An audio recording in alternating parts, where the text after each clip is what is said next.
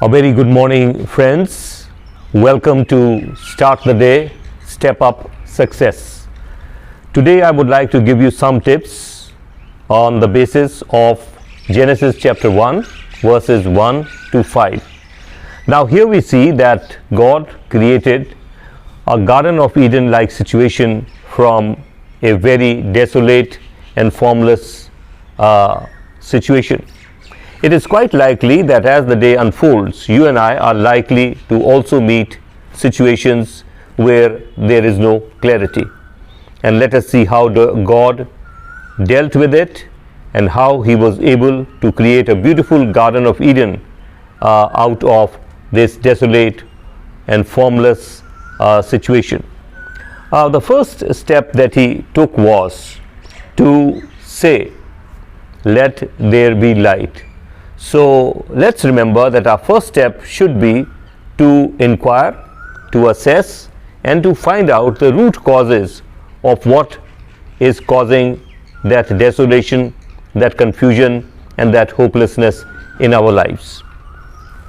Second, what He did was He separated the darkness from light. Now let's take it that our next step should be to arrange, to put things in right place and to compartmentalize, so that we feel that we are more organized compared to the confusion and the uncertain situation that might be before us during the day.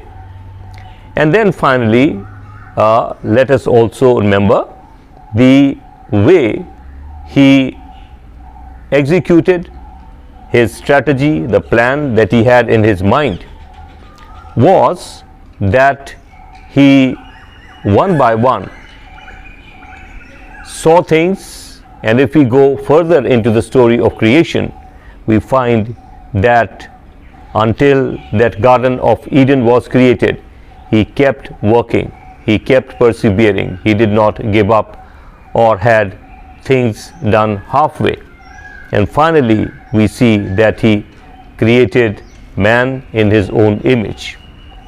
Now, the commandment given to Adam was go and multiply, and that's the command for you. Go multiply your talents, whatever God has given you. Wish you a very productive and a fruitful day. Thank you. आप सबका स्वागत है start the day step up success. आज जिस हमारी बात पर आधार करके हम समझने की कोशिश करेंगे वो है हमारा उत्पत्ति का पहला अध्याय और उसकी पहली 5 आयतें, कि किस प्रकार परमेश्वर ने एक ऐसी बेडौल धरती से एक खूबसूरत बाग अदन पैदा किया। मैं सोचता हूँ आज जैसे जैसे दिन निकलता है, उम्मीद है कि हमारा दिन सही होगा, लेकिन ये भी एक पॉसिबिलिटी है कि हमारे दिन में कुछ ऐसी स्थितियां आ जाएं जहां पर हमें इसी तरह की स्थिति मिले जो बेडौल है, जहां समझ नहीं आता, निराशा है, होगा नहीं होगा। आखिरकार किस प्रकार परमेश्वर ने इस बेडौल धरती से एक खूबसूरत बाग एदन पैदा किया, मैं सोचता हूँ उसी आधार पर मेरे और आपके जीवन में भी आज का दिन फलदायक हो सकता है।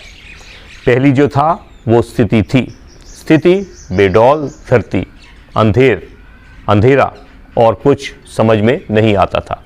ये हमारी हो गई स्थिति। परमेश्वर ने इसको कैसे डील किया? परमेश्वर ने जो पहला काम करा वो उसने कहा प्रकाश हो, यानी मुझे और आपको याद रखना है कि हमें जड़ों को पकड़ना है, देखना है, रिसर्च करना है कि आखिरकार ये सारे अंधकार, ये सारी जो बेडौल स्थिति हमारे सामने है, आखिरकार इसका कारण कहाँ है। कारण को पकड़ें, उसकी जड़ को पकड़ लें।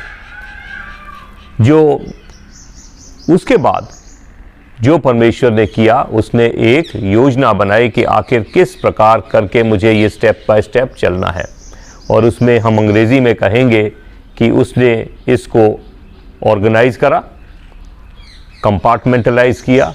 आगे अगर हम प्रकृति ये जो हमारी उत्पत्ति में पहले अध्याय के को देखे हैं, किस तरह से परमेश्वर ने सृष्टि रची उसमें एक के बाद एक के बाद एक के बाद बड़े स्टेप बाय स्टेप परमेश्वर ने कार्य करे, और जब तक उसने आदम को पैदा नहीं किया तब तक परमेश्वर की हमें एक बड़ा ऑर्गेनाइजिंग स्किल दिखता है कि उसने बड़े अच्छे तरीके से इस धरती की रचना करी और प्रतिदिन वो लगा रहा, और उसने अंग्रेज़ी में शब्द है परसिवियर किया, यानी कि लगातार लगा रहा। उसने आधे में कोई काम नहीं छोड़ा, और जब तक ये पूरा नहीं हुआ और उसने इंसान को अपने हाथों से नहीं बनाया, इस कार्य को उसने पूरा किया। और ये मैं और आप भी आज के लिए ये सीख लें कि हमारी जो स्थितियां हैं जैसी भी बिगड़ी हों, अगर हम इन स्टेप्स पर चलेंगे तो हमारे शायद हमारी परसिवियरेंस से, हमारे विश्वास से,